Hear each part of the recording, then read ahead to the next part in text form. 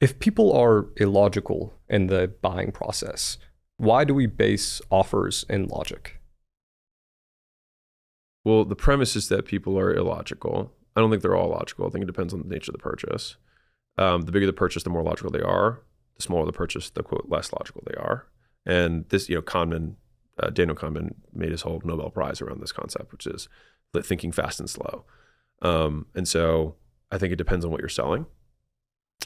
And so I think the original question was why have offers that are based in logic?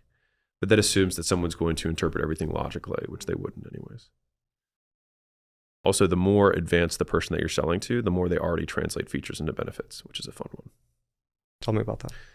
So if you're selling to a super advanced car buyer, you don't need to say, man, this McLaren, whatever, is going to make you feel vroom.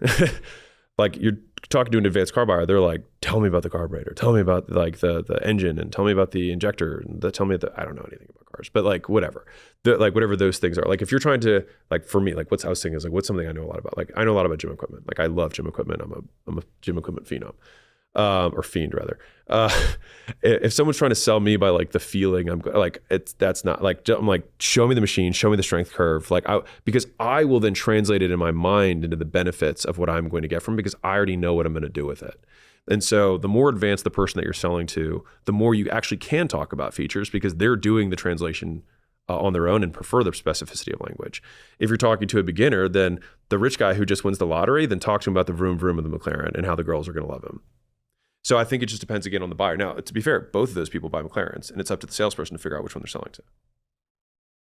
This might be kind of vague, but how do you... That's all we've been doing. Alex, I'll just say this, just an aside. You're an extremely hard person to craft questions for because of the way... No, it's a great thing. It's been a great exercise for me and my team, because I'm like, well, I already know how he defines this. We have to redefine this because he interprets it through this framework.